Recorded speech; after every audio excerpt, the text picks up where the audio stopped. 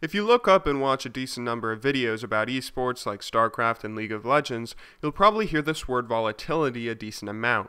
Chaos, for instance, talked a lot about volatility in his second vlog on the TSM YouTube channel. It's actually not just esports that throws this word around a lot though. Finance, among other things, is where the word originated. Currency speculation, for instance, is considered a very volatile investment. There's a tendency to have prices rise and fall very often and widely. There can be sudden, unpredictable, or explosive changes that end up with some people gaining lucrative amounts of money while others lose thousands and thousands of dollars.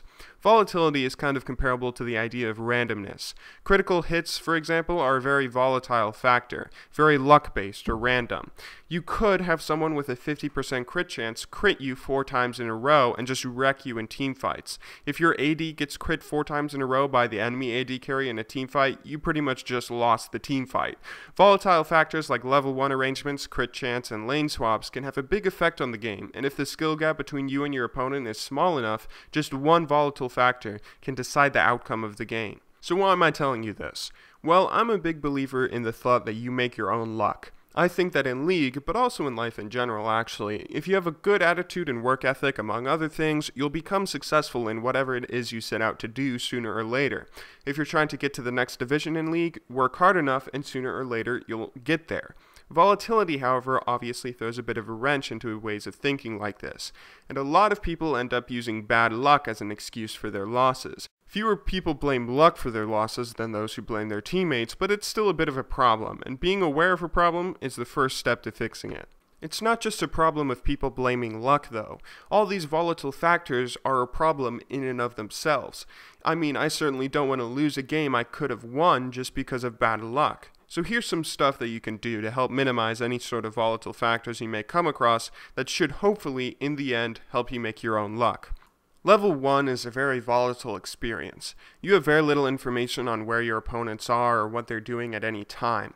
If you want to minimize any sort of risk your team has of getting caught or of someone dying to an enemy invasion, you have to be extremely coordinated. Know whether you're invading or not in Champion Select, and also try to guess whether the enemy team is invading or not. If they have a Taric support and jungle Alistar, then there's a 99% chance they'll invade. If you're invading, make sure everyone's on the same page. If you're on blue side and your top laner doesn't invade the blue with you, it's very possible that you'll end up fighting 4v5, lose, and get behind from the very start because of it. This sort of goes back to the playing it safe mindset I encourage you to have in my Principle of Charity video. Make sure that if you're going to go for a risky play, that everyone is on board and you're doing everything you possibly can to make sure you're all on the same page. That's the best way to minimize these risk factors. Lane swaps are another very volatile factor. You can make an educated guess as to who's going down which lane, but you can never be 100% certain. This also goes for Champion Select. You never can be completely positive whether it's Jarvan who will be jungling or Jax. The best thing you can do here is make sure you're educated on the meta, your opponents, if it's a custom or tournament game, and which champions are capable of playing more than one lane. Knowing Yorick can 2v1 bot very easily will give you a hint that they might be swapping their top and bot if it seems like they just counterpick themselves bottom lane. The same goes for Champion Select. Knowing Jace can do very well mid in addition to top will give your mid laner a little heads up so he can hopefully prepare himself in case top and mid decide to swap lanes. One of the best ways to minimize losses from volatile factors though is just being prepared to escape from them.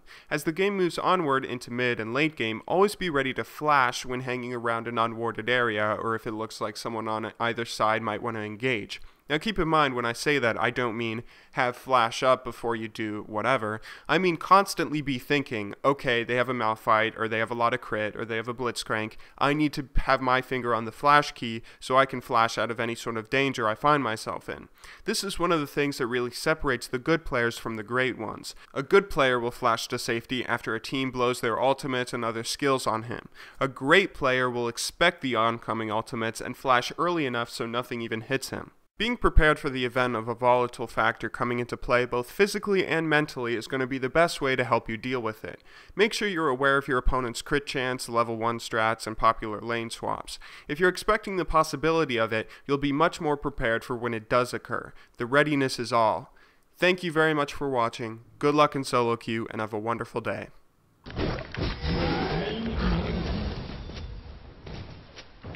GG, son.